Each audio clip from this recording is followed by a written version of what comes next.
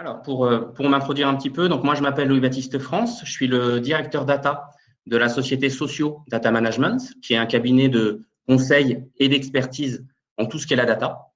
On accompagne nos clients vraiment sur toute la chaîne, de la phase de conseil jusqu'à la mise en place d'intelligence artificielle, d'algorithmes, de prédiction, de prescription, en passant par toute la phase de description, compréhension de l'existant via la mise en place de data lake, de systèmes décisionnels, d'études notamment.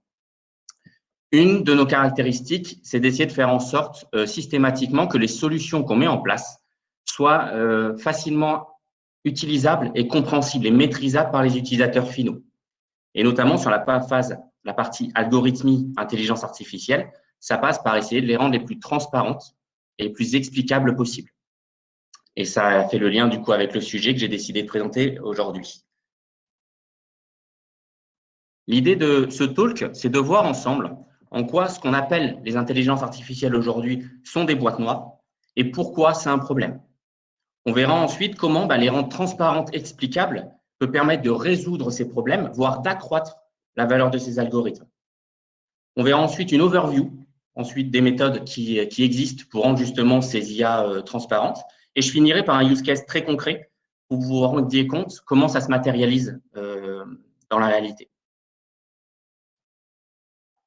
Juste pour qu'on soit tous en phase, ce que moi j'appelle intelligence artificielle, c'est tout ce qui repose sur des algorithmes de type machine learning, deep learning, ce qui représente aujourd'hui 99% de ce qu'on appelle intelligence artificielle. Donc, je pense que je vous apprends rien si je vous dis qu'il y a véritablement une course à ces algorithmes. Tout le monde veut son IA, que ce soit pour créer un nouveau produit, un nouveau service ou améliorer un produit ou service existant.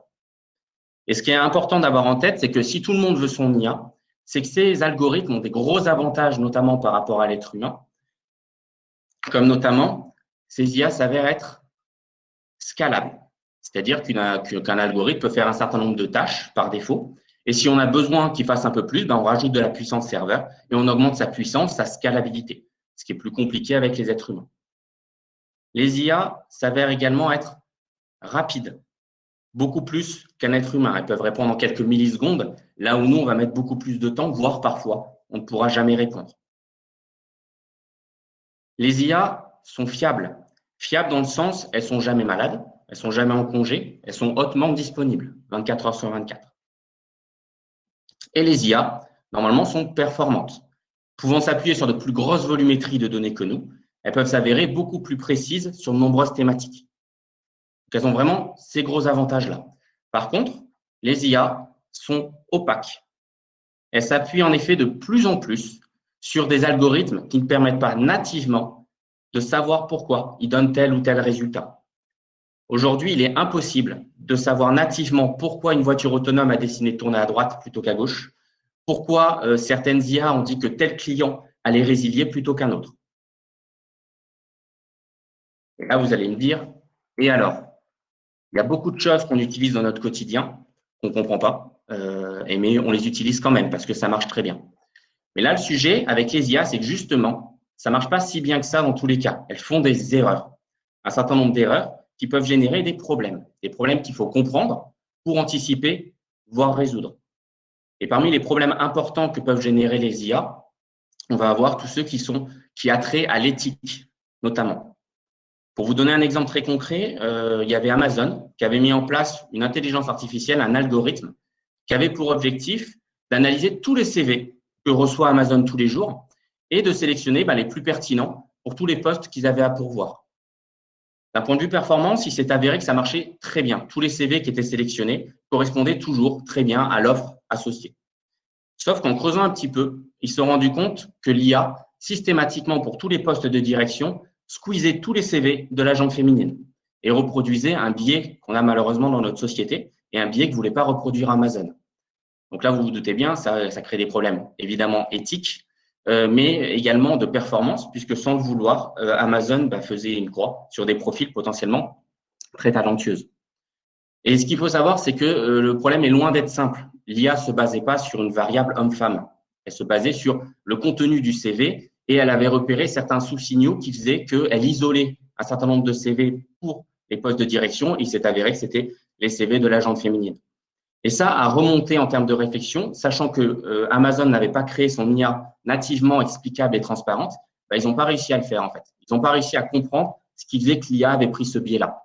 Et donc là, le projet a été arrêté, mis en stand-by, ils sont en train de le refondre justement pour améliorer les performances.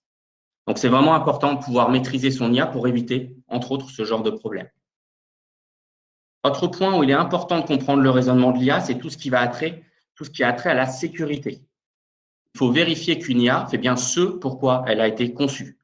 Ça paraît bête, mais dans la réalité, une IA peut prendre des raccourcis dans son raisonnement, ce qui en fait ne répond pas forcément à ce qu'on avait imaginé au départ. Pour vous donner également un autre exemple très concret, il y avait une équipe de data scientists qui avait mis en place une IA pour repérer sur des photos des loups et des huskies. Les huskies, c'est les chiens de traîneau.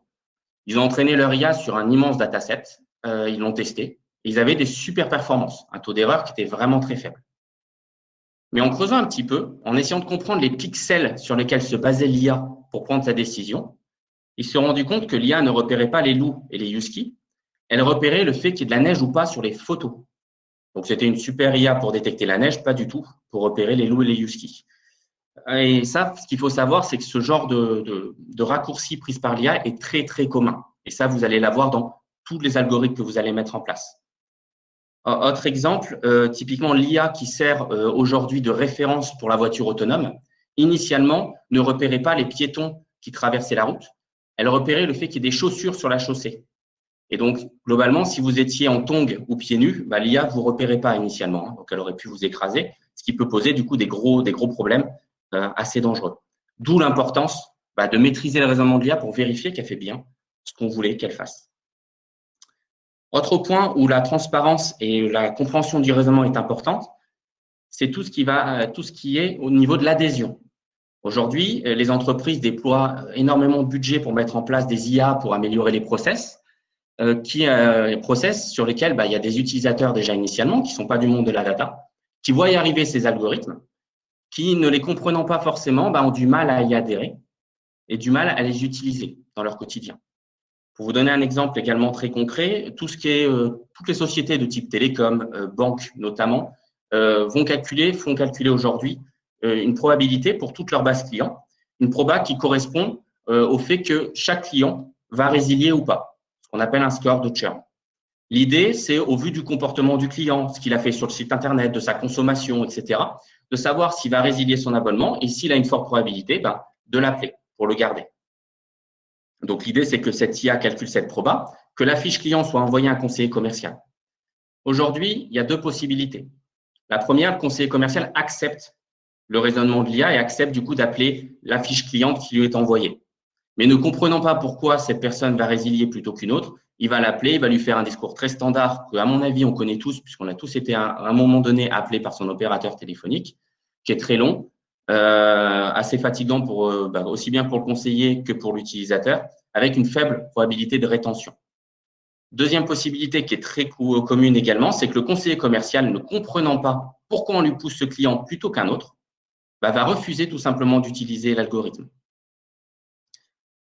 Ce qu'il faut avoir en tête, c'est qu'aujourd'hui, 80% des projets de data science ne sont jamais utilisés en production par manque notamment de confiance des utilisateurs finaux qui ne poussent pas justement pour que le projet aille en prod parce qu'ils n'ont pas réussi à se l'approprier et à y adhérer. Donc, ce qu'il faut avoir en tête, c'est que rendre ces IA explicables et transparentes est très important pour des raisons, on l'a vu, d'éthique, de sécurité, vérifier que l'IA fait bien ce pourquoi elle a été conçue, d'adhésion, de réglementation également. Ça, je ne l'ai pas détaillé, mais il y a toute la partie effectivement RGPD qui contraint les sociétés à pouvoir rendre transparents les algorithmes qui portent sur des données personnelles notamment.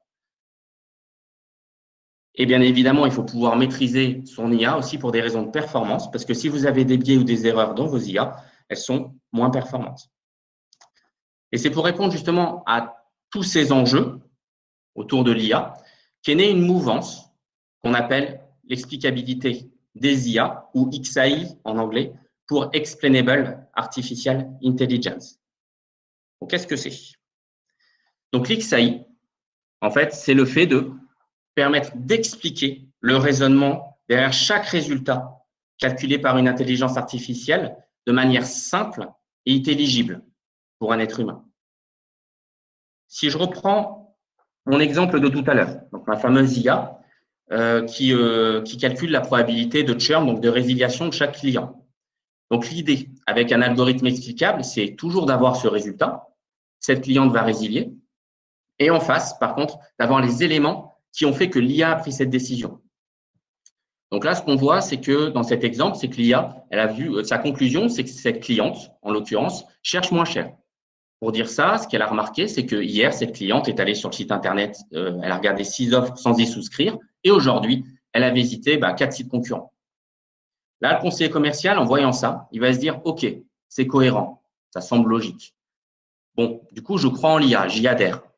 En plus, comme maintenant, je sais que cette personne cherche moins cher, quand je vais l'appeler, je vais adapter mon discours. Tout de suite, je vais lui faire une promo, je vais lui proposer une offre intéressante, etc.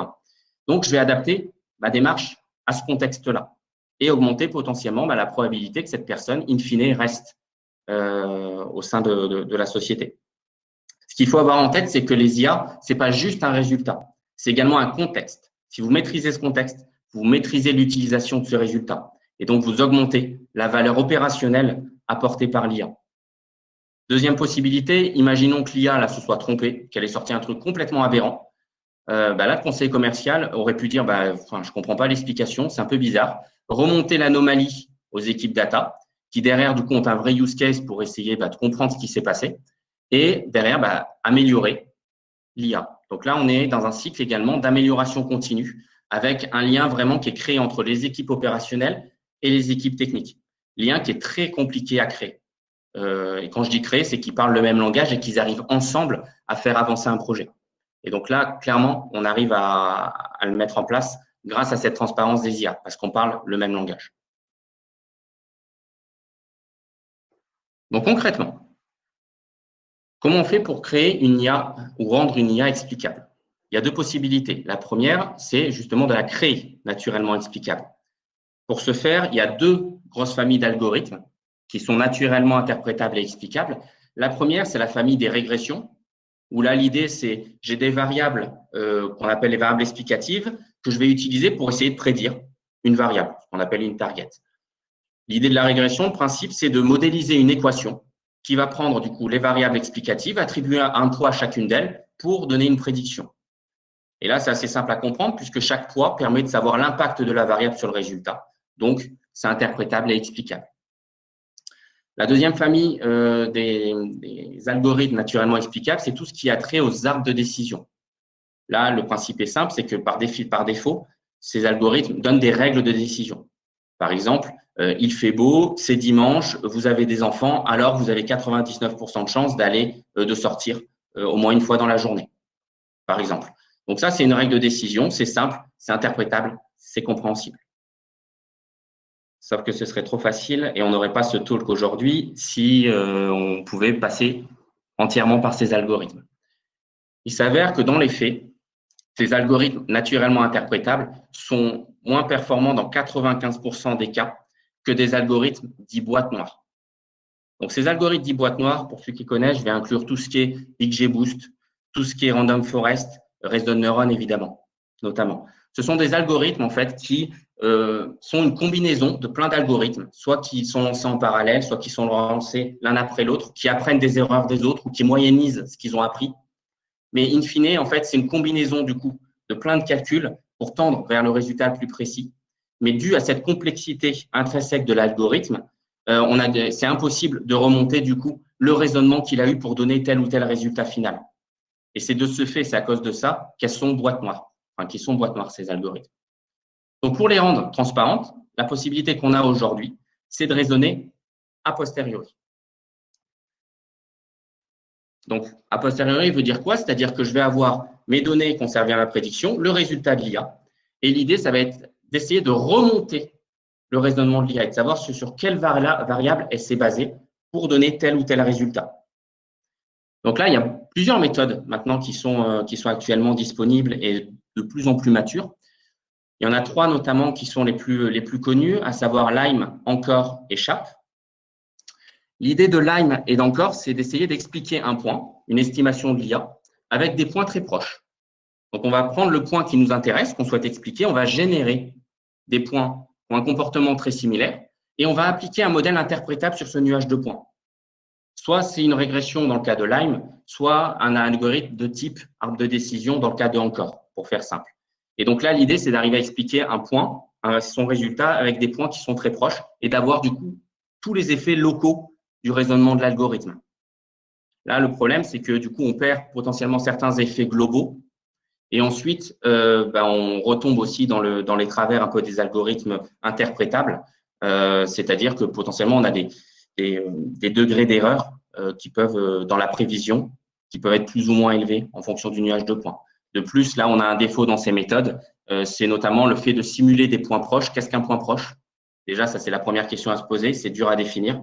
Et ensuite, quand par défaut, ces algorithmes, si vous utilisez Python ou autre, génèrent des points automatiquement, mais des fois, ils peuvent générer des points qui n'existent pas dans la réalité. Donc, vous allez expliquer un résultat en utilisant des points qui n'existent pas, ce qui peut biaiser potentiellement un petit peu les résultats. Donc, c'est pas parfait, clairement. Par contre, c'est des méthodes qui sont simples, assez simples à mettre en place, qui donnent quand même des tendances de l'explicabilité, mais qui ne sont pas des résultats gravés dans le marbre. D'accord? Donc ça, typiquement, pour la CNIL, c'est le genre d'algorithme qu'on ne peut pas utiliser.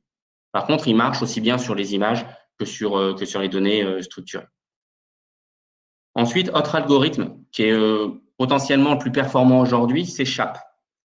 SHAP donc est basé sur un principe mathématique qui est la théorie des jeux, où là, l'idée, c'est j'ai un résultat qui a été calculé par l'IA, j'ai les variables qui ont servi à ce résultat, et ce que je vais faire, c'est que je vais prendre deux variables, par exemple, je vais modifier la valeur, je vais voir ce que ça fait sur le résultat. Est-ce qu'il monte, est-ce qu'il descend? Et ainsi de suite. Je vais en prendre une, je vais faire le même exercice. Je vais en prendre trois, etc. Et je vais voir ainsi quelles sont les combinaisons de variables ou les variables qui jouent négativement ou positivement sur le résultat au sens de l'algorithme. Et à la fin, du coup, on est en capacité de savoir l'impact de chacune des variables sur le résultat qui nous intéresse.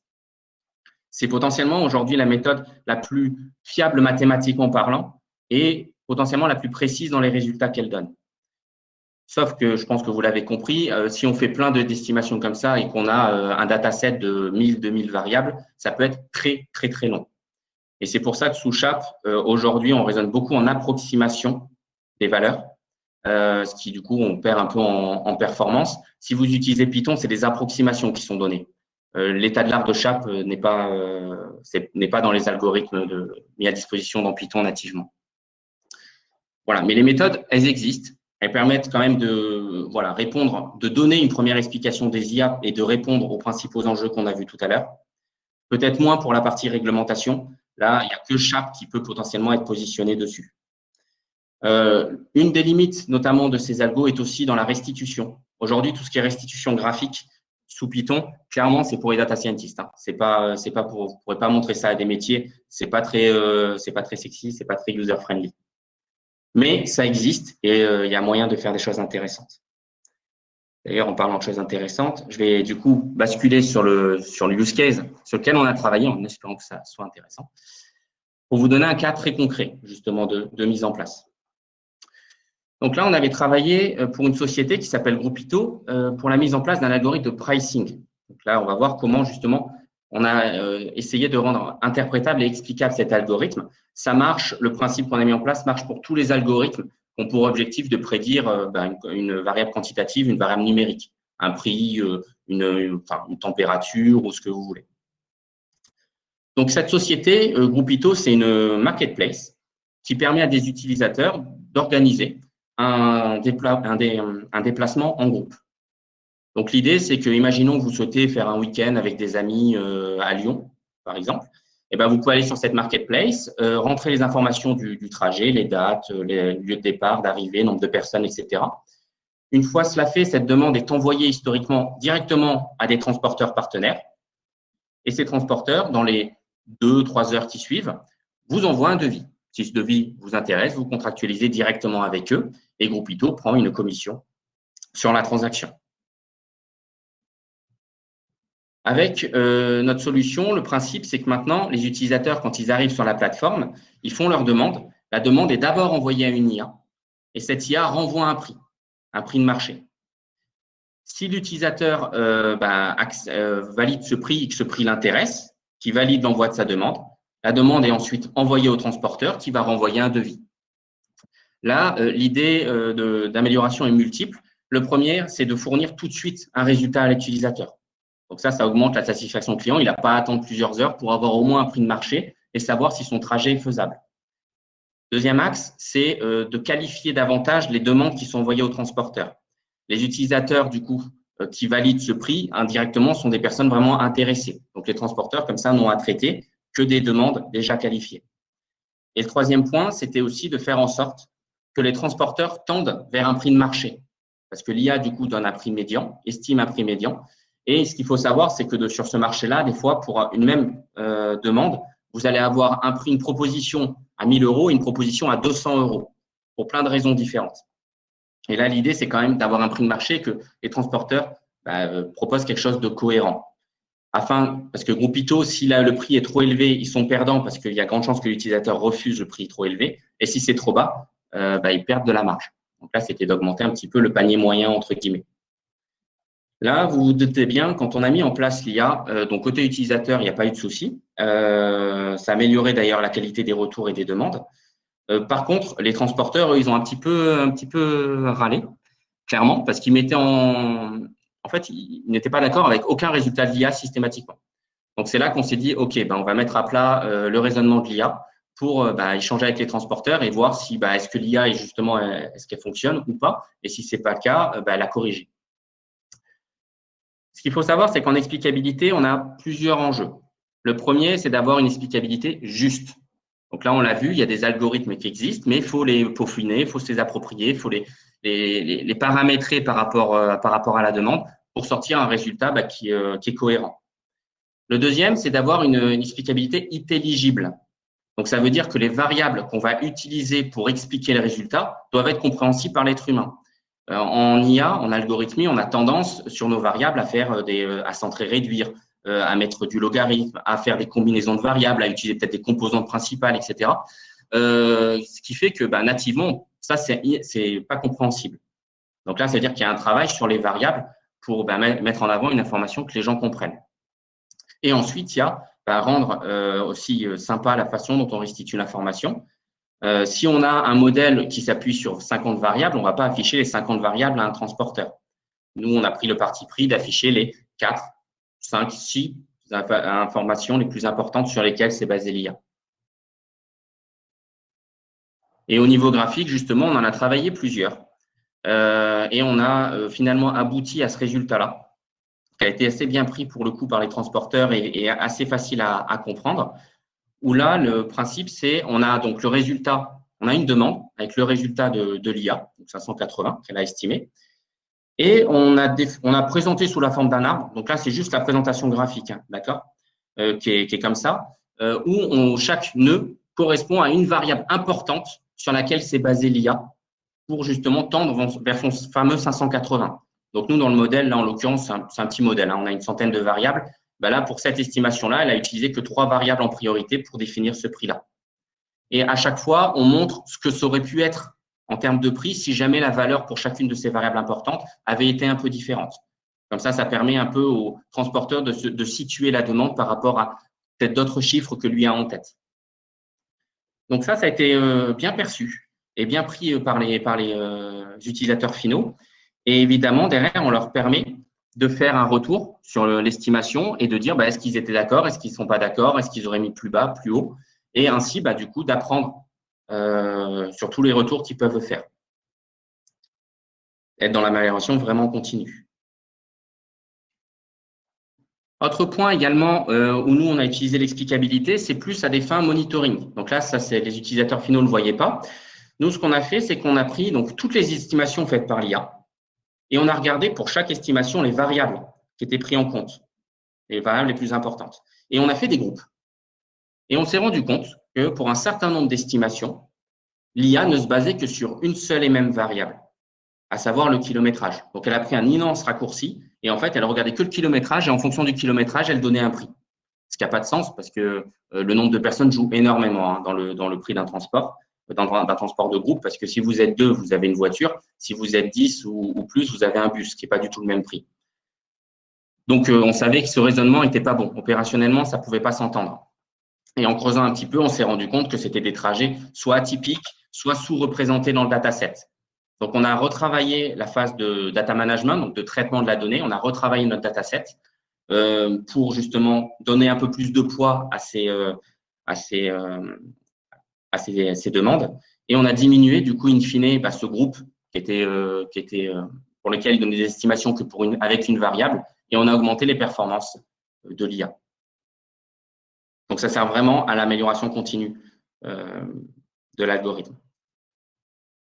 Donc, l'explicabilité, ça s'applique vraiment à tout type d'algorithme au sens large. On va le retrouver en marketing sur tout ce qui est recommandation.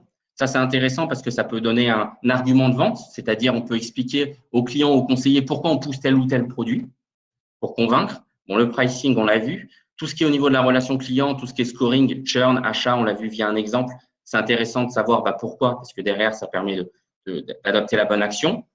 Dans la supply chain, on va retrouver l'explicabilité, notamment sur les algorithmes de maintenance prédictive. Quand un algorithme prédit la probabilité qu'une machine va tomber en panne, c'est intéressant de savoir pourquoi. Pour ça, parce qu'une machine peut être très complexe. On peut des fois mettre 2-3 heures de maintenance sur une machine. Si on sait exactement quel est le composant qui va planter, au lieu de passer 2-3 heures à immobiliser une machine et tous les impacts économiques que ça peut avoir, on se focalise tout de suite sur la pièce et on gagne beaucoup plus de temps. Voilà. Donc, on utilise au mieux les résultats de l'algorithme. Donc, aujourd'hui, nous, ce qu'on constate, c'est que les IA sont plus des aides à la décision qu'autre chose, que pour remplacer. Elles ne sont pas là pour remplacer l'être humain encore.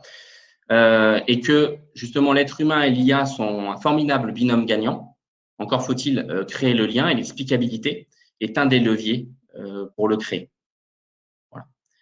Je vous remercie pour votre attention. Si vous avez des questions, alors j'ai vu qu'il y en avait quelques-unes qui sont apparues. N'hésitez pas, il y a un onglet questions. Et d'ailleurs, là, il y en a déjà 2, donc je vais y répondre. Alors, Marie Ivchenko, comment avez-vous appris sur les retours de vos clients sur l'arbre d'explicabilité de l'algorithme? Avez-vous intégré ces retours pour améliorer l'algorithme? Si oui, comment? Alors, on l'a fait à la main, pour être franc. En fait, dès qu'il nous disait que une estimation était bizarre, qui nous donnait les réponses en disant, parce que typiquement, imaginons que l'IA soit basée sur le kilométrage et le nombre de personnes, et que là, ils disent, le client nous dit, oui, mais là, on le fait en plein jour férié, c'est le 14 juillet, c'est normal qu'on soit beaucoup plus cher que le prix que vous proposez. Ça veut dire que le jour férié n'était peut-être pas intégré dans l'IA. Donc, c'est là qu'on retravaille du coup le data management pour mettre en avant cette information. Mais là, on n'avait rien d'automatique sur cette partie-là. C'était vraiment, on était en apprentissage, on n'a rien automatisé. Mais chaque nouvelle information, on la prenait en compte pour voir comment on pouvait améliorer l'algorithme. Voilà, j'espère que ça répond à la question. Question de Mouloud. Pour SHAP, en supposant que les variables sont indépendantes, donc après PCA. Alors, dans l'idéal, il faut qu'elles soient indépendantes. Maintenant, si elles ne le sont pas, SHAP fonctionne également. Mais oui, il faut qu'elles soient indépendantes. Après, pas forcément, pas obligé de faire une ACP pour ça. Mais effectivement, il y a potentiellement ce point-là concernant SHAP. Bien vu. Est-ce qu'il y a d'autres questions? Dans le projet Amazon qui est relancé, savez-vous comment il relance le projet?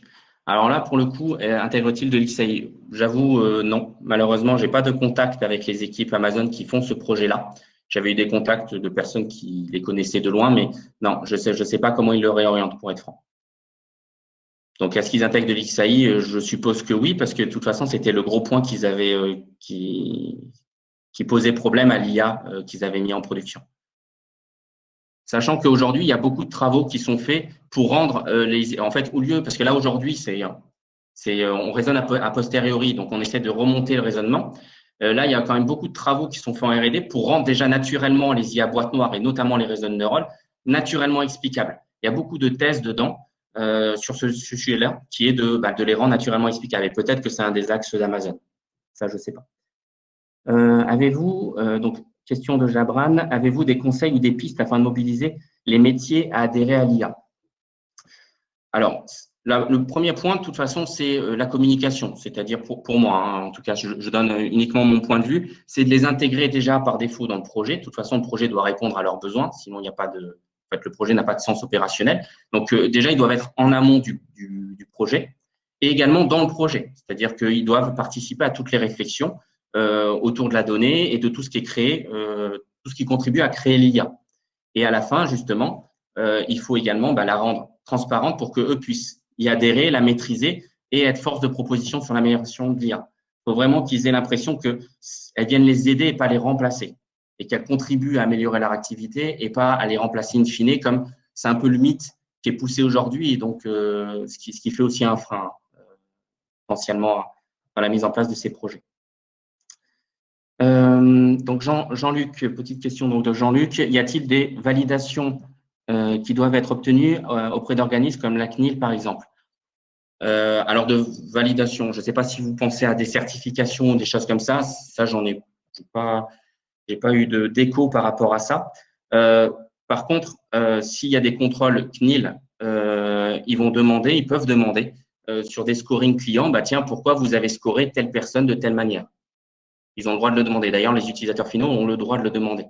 Donc, c'est pour ça que l'explicabilité est importante parce qu'il faut pouvoir expliquer sur quelles données elles se basent pour donner ce résultat. Par contre, j'ai pas entendu encore qu'il existait de tampons ou de validation sur les algorithmes. Mais c'est une bonne idée pour le coup.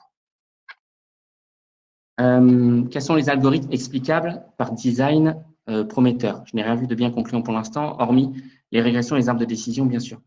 Les algorithmes explicables par design. Comme je le disais, aujourd'hui, c'est un travail de fond qui est lancé, qui est beaucoup des sujets de thèse plutôt que des choses très concrètes. Hein. À part, effectivement, les algorithmes naturellement interprétables. Mais aujourd'hui, en termes de performance, il n'en existe pas de plus intéressant. Mais comme j'ai dit, c'est un gros travail de thèse où là, l'idée, c'est de rendre notamment les réseaux de neurones naturellement explicables et donc d'intégrer dans les nœuds des sous-calculs, dans chaque neurone, des sous-calculs pour récupérer justement les réflexions de l'IA. C'est un gros sujet.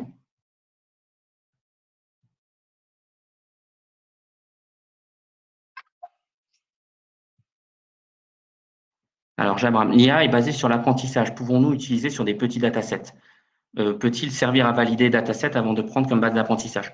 En fait, l'IA, alors, il y a l'IA et IA. Il y a soit l'IA un peu marketing dont on parle tous, c'est-à-dire les voitures autonomes, les trucs un peu costauds qui se basent justement sur les types d'algorithmes de type deep learning qui ont besoin de très grosses volumétries de données pour être intéressantes. Après, sur une petite base de données avec beaucoup d'informations, vous pouvez mettre en place un algorithme de type IA en machine learning. Plutôt là, ça va être plutôt des XGBoost, des random forest, notamment en termes d'algorithme boîte noire, qui donnent des super performances. Là, d'ailleurs, sur Groupito, on n'avait pas une volumétrie incroyable, mais on avait quand même des prix qui étaient très proches, qui étaient très bons en termes de taux d'erreur par rapport à ce qui était constaté. Existe-t-il une limite ou mesure de complexité à l'explicabilité d'un algorithme? Tant que c'est du machine learning, ça va, mais expliquer des réseaux de neurones de type DL semble difficile. Ensuite, on peut aussi se demander pour un logiciel s'il est fondé de pouvoir poser la question de l'explicabilité dans tous les cas. Peut-on expliquer l'intuition? Très bonne question. Après, intuition, c'est quand même basé sur des calculs mathématiques.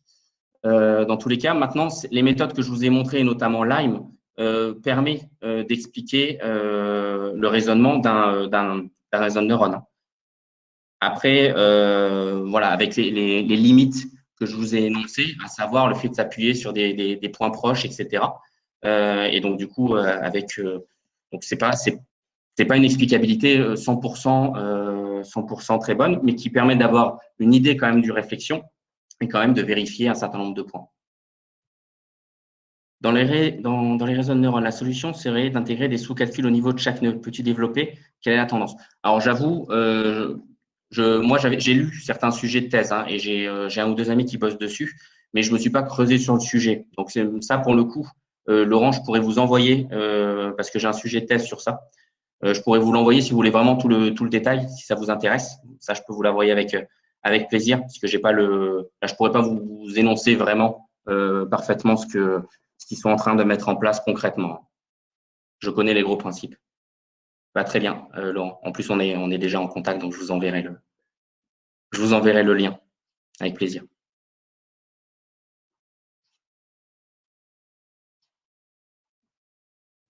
Hop. Je ne sais pas s'il y a d'autres questions.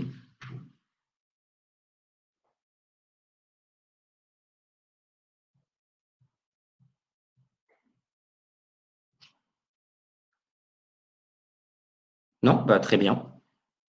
Écoutez, je vous remercie à tous pour votre attention et ces questions très, très intéressantes. Euh, et voilà, j'espère que ça a répondu à vos sujets, que ça a été intéressant pour vous. Et je vous souhaite du coup une très bonne journée à tous.